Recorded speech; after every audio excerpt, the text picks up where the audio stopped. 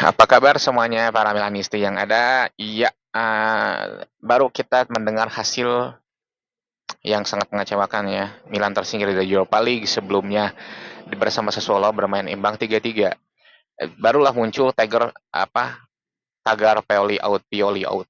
Gue udah bilang beberapa musim sebelumnya, bahkan sebelum musim dimulai, gue bilang lebih baik Pioli angkat kaki atau undur diri sebelum musim ini dimulai. Karena dia sudah membuat sebuah prestasi yaitu Scudetto bersama Milan meskipun dengan permainan yang memang seadanya gitu ya. Ya, gue udah bilang bahwa Pioli ini bukanlah sebuah karakter pelatih yang bisa memotivasi tim, mengangkat performa tim, dan bahkan permainannya pun biasa-biasa aja. Ya mungkin gue berkomentar seperti ini memang enak-enak aja gitu ya, karena nggak ada yang di atas lapangannya. Oke, tanpa gue meremehkan bagaimana ya mungkin ketersediaan budget di Milan dan segala macam. Namun gue mengambil dari sudut pandang itu seorang fans itu gini ya. Gue fans yang objektif. Kalau Milan salah ya salah, kalau Milan benar yang benar gitu ya. Kalau gue sepanjang kedatangan Pioli memang sebenarnya gue bilang apa yang bisa diharapkan dengan pelatih ini gitu ya. Apa yang bisa diharapkan dari pelatih ini? Tapi memang musim keduanya oke, okay, meskipun harus keselip sama Inter. Musim ketiganya oke, okay, Scudetto. Dan musim keempatnya setelah Scudetto dapat giveaway, Milan dapat ke Liga Champion. Sekarang musim kelimanya. Jadi menurut gue udah cukup lah Pioli. Bahkan menurut gue itu kelebihan 5 musim itu bersama Pioli itu. Dan gue berharap ini memang musim terakhirnya Pioli untuk Milan.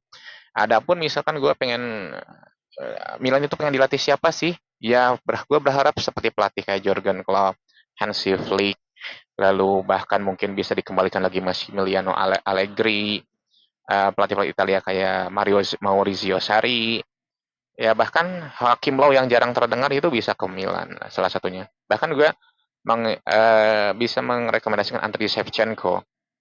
Oke, Shevchenko gagal dalam prestasi, tapi bagaimana dia membawa Ukraina gitu, yang bisa berbicara banyak tuh di Euro 2020 gitu.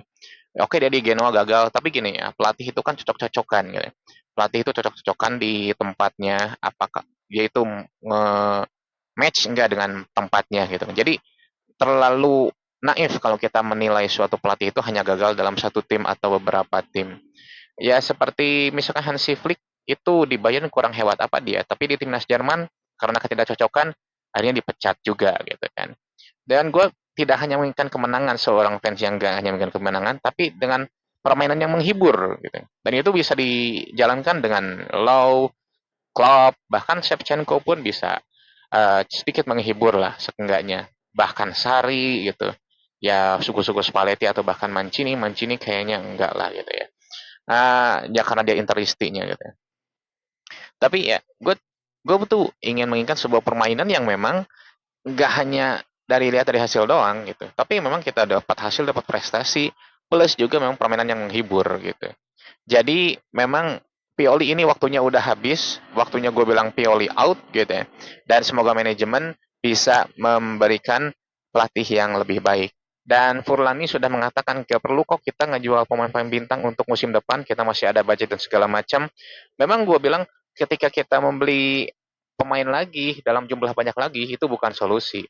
Perlu waktu adaptasi lagi, perlu waktu misal penyesuaian lagi, perlu waktu skema kecocokan permainan lagi. Nah, maka kalau gue kalau gue berharap bahwa selain ada memang gebrakan pergantian pemain, ada pergantian pelatih juga. Ya meskipun Arrigo Sacchi mengatakan bahwa kalau kalau misalkan Pioli terlibat ada transfer, maka Pioli dapat disalahkan. Artinya dia bilang begini, maknanya bahwa ya dia hanya menjalankan apa yang bisa dia lakukan gitu ya. Kalau dia terlibat transfer berarti dia bisa disalahkan, kalau enggak dia nggak bisa disalahkan. Tapi gue memandangnya adalah seorang pelatih itu bagaimana dia memanfaatkan sumber daya yang ada. Dalam hal ini adalah pemain yang ada, sebuah dia adaptasi dengan skema dengan pemain yang ada untuk membuat suatu tim yang solid gitu. Dan itu selalu yang ditanamkan beberapa pandit. Dan gue setuju akan hal itu. Jadi nggak hanya pelatih pengen pemain ini tanpa pemain ini nggak bisa. uh, Ya di sini perlu kecerdasan seorang pelatih dan karena memang kita itu hidup ya memang diasah kemampuan kita dan disinilah diasahnya kemampuan seorang pelatih untuk memaksimalkan pemain yang ada untuk membuat sebuah tim yang solid dengan pemain yang telah disediakan oleh klub. Oke, jadi pelatih dan klub ini harus saling membahu-membahu. Klub memberikan pemain yang mumpuni, pelatih memberikan suguhkan pemain yang juga bisa memberikan kemenangan dan prestasi pada tim. Oke, segitu yang bisa disampaikan. Thanks for watching.